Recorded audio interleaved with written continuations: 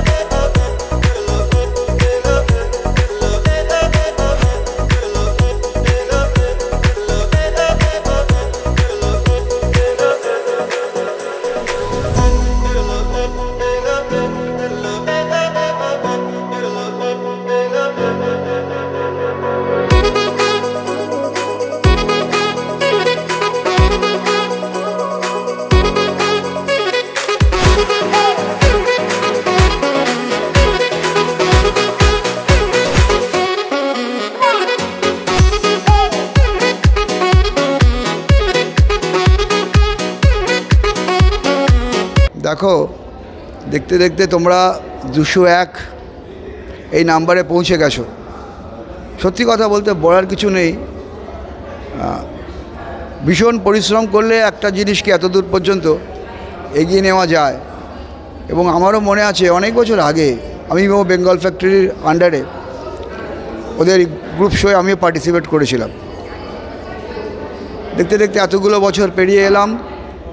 আমি প্রত্যেক চেষ্টা করি আসার, আর আমি এখান থেকে যেটা পাই সেটা দেখো, আমি সিনিয়র আর্টিস্ট বলে নয়, আমি এখান থেকে অনেক কিছু শিখতে পাই ছোটদের কাছ থেকে, যে এখনকার জেনারেশন কীভাবে ভাবছে, নতুন ছেলেরা কীভাবে ভাবছে, আমাদের ভাবনার সঙ্গে তাদের ভাবনা মিলছে কি মিলছে না, মেলার দরকার নেই, কীভাবে ভাবছে, এইগুলো আমার দেখে আমার খুব আনন্দ হয়। নবীন আর প্রবীণের মেলবন্ধন তো 1, 2, এখানে যারা আছে তারা বেশিরভাগই নবীন, তারা কাজ শিখতে শিখতে এগিয়ে আসছে, আমরাও শিখছি।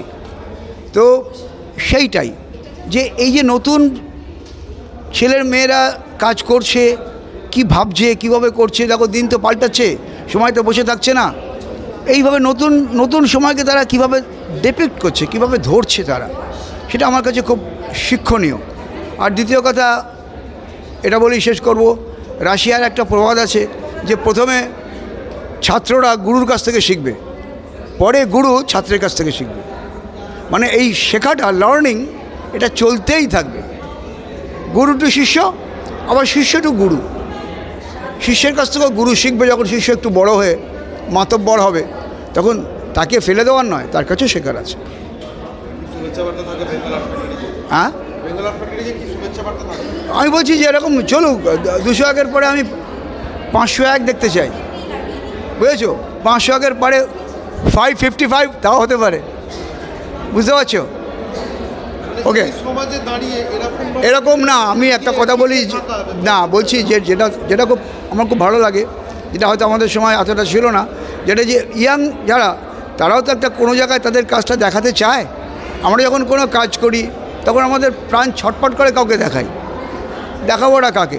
এই যে বেঙ্গল আর্ট ফ্যাক্টরির তোমরা এই যে প্রচেষ্টাটা নিয়েছো, এই জন্য এই ছেলে মেয়েদের একটু উৎসাহ হচ্ছে, এটা উৎসাহ পাচ্ছে। এই উৎসাহ দেওয়ার কাজটা কিন্তু খুব বড় কাজ, এটা তোমরা চালিয়ে যাও। আমি শুভেচ্ছা রাখছি যে তোমরা আরও অনেক দিন এভাবেই এবং এর থেকেও ভালোভাবে এই কাজটা করবে। কি বলতে চাই? এটা খুব ভালো ইনিশিয়েটিভ, আমার খুব ভালো লাগলো এই পার্টিকুলার ইভেন্টটাতে। আর স্পেশালি আমি তো আসাম থেকে এসেছি, তো I am feeling very happy. তো নেক্সট এক্সিবিশনগুলিতে আমি যা ভাবি সেটা হচ্ছে আর একটা কালচারাল এক্সচেঞ্জ হোক আসাম আর বেঙ্গলের মাঝখানে। তো কী হয় ডেফিনেটলি। তো আমি এই এক্সিবিশনে যারা পার্টিসিপেট করছে সবাইকে আমি আন্তরিক শুভেচ্ছা জানাই। আর পরের দিনগুলিতে আর নতুন নতুন অনেক কাজ করবে ওরা, সেটাই আমার দেখুন, আমি বেঙ্গল আর্ট ফ্যাক্টরির সঙ্গে বেশ কিছুকাল যুক্ত, এবং আমার মনে হয় যে ওনাদের যেই অধ্যাবসায়, যে ওনারা নানান জায়গার থেকে নানান ধরনের মানুষের পেন্টিং একসঙ্গে একত্রিত করে যে এই প্রদর্শনী হয়, সেখানে কিন্তু একমাত্র গুণমানটাই মাপদণ্ড।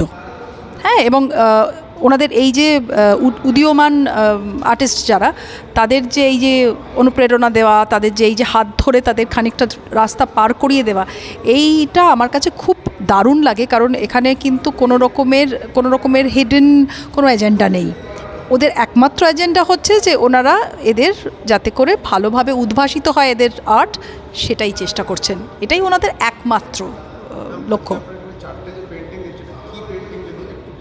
দেখুন, আমরা তো প্রত্যেকে নিজেদের জীবনেতে ব্যস্ত, এবং আপনি জানেন যে city life is very dysfunctional. হ্যাঁ, যদি সেটা দেখেন তাহলে পরে আমাদের নিজের মতো করে নিজেদের পারসেপশানেতে এই ডিসফাংশনালিটিটাকে আমরা নানানভাবে দর্শাই। ধরুন, আমি বলছি না যে আনন্দ কিংবা উৎফুল্ল হওয়ার মতন কিছুই নেই, সেটা যেরকম আছে, আবার এটাও তো ঠিক যে নানান রকম অসঙ্গতিও আছে সমাজে।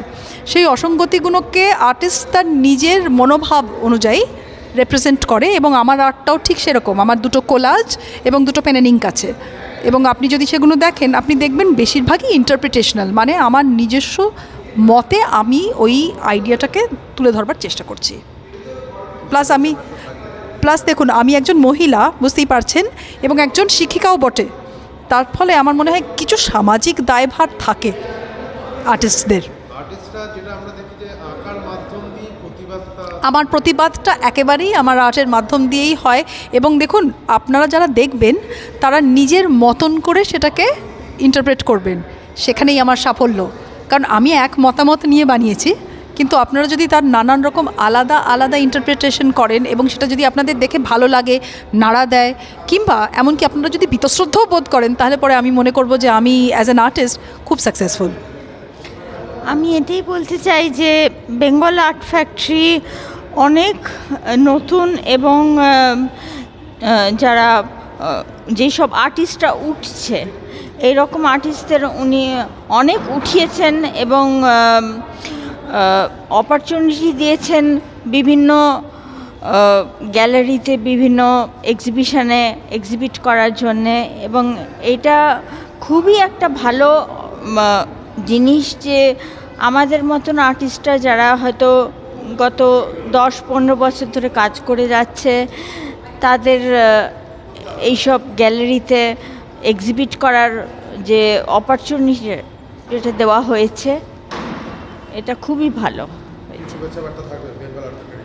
হ্যাঁ, বেঙ্গল আর্ট ফ্যাক্টরিকে কি শুভেচ্ছা বার্তা থাকবে?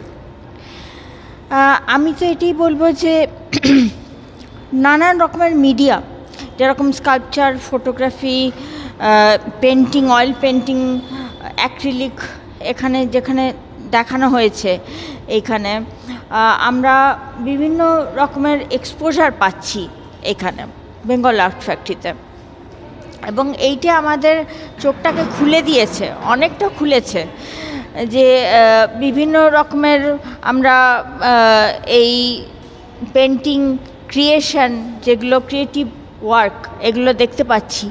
সেখানে আর্টিস্টদের, বিভিন্ন রকমের স্কাল্পচার, ফটোগ্রাফার, পেইন্টারদের কাজ দেখে আমরা আরও বেশি ইন্সপিরেশন পাচ্ছি।